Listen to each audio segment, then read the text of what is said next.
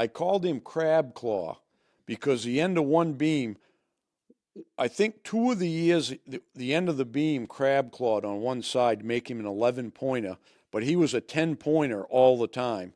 And he had a huge rack. Didn't even match his body. That's how big his rack was.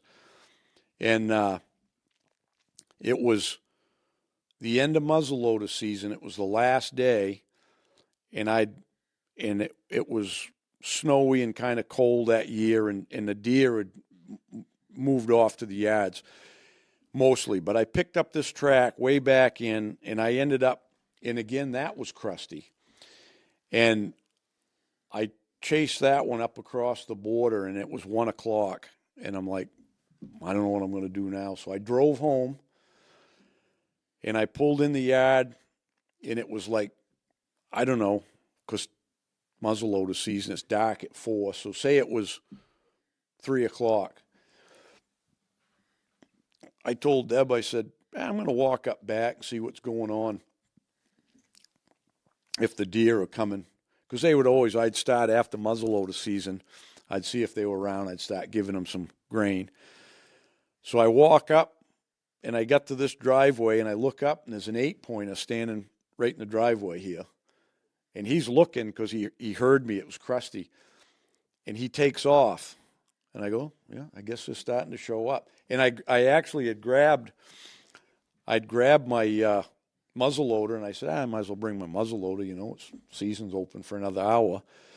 I walked up here, and there was some tracks. And usually what they do here, Bob had planted them lupins, and they'd eat the lupin seeds, I guess, or something, because that was always, you'd see they were broke off and stuff. So anyway, I grabbed one of his plastic deck chairs out from underneath the deck, and I said, I'll just sit around here. And I didn't put no feed out. I just said, I wonder what's coming. Maybe that buck would come back. And again, that one I wouldn't have shot anyway. It was like a 2-year-old. I went over on the side there and tucked into the firs over here on the side, and I sat down, and I hadn't been there 5 or 10 minutes, and I could hear crunching in the snow. Like I said, it was all crusty. And a doe come up over the hill and started munching them lupins.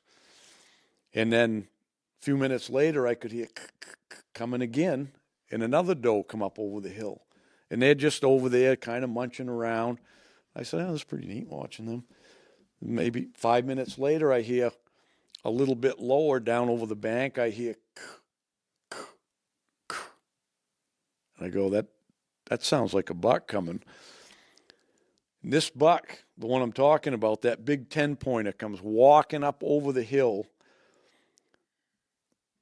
right to where he was like 20, 30 yards from them does, and he runs right at them.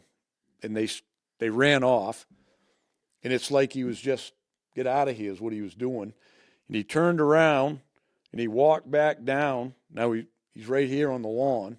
He walks back down, and he's just standing around looking. And I got my gun in my lap, and I'm like, there's no way I can shoot that deer.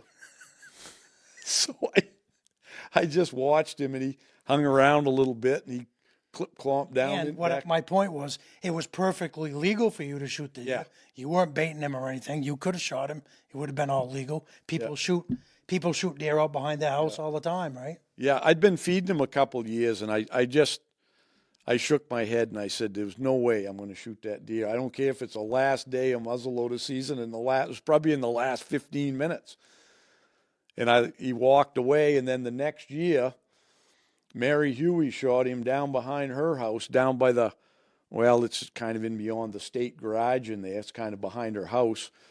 And it scored 150 something, and it weighed 195 or something like that. So, yeah. That was a while ago, but I remember that. Yeah. That's the difference between legal and ethical. It would have been legal for you, but in your mind, it wouldn't have been ethical. Well, it was no story to me. I wouldn't kill that. Like I said, I ain't killing a deer just to kill them and say I killed that deer. I don't do that. And that's a 150-inch deer. If you like that, make sure you check out bigwoodsbucks.com for more content. And don't forget to sign up for our newsletter.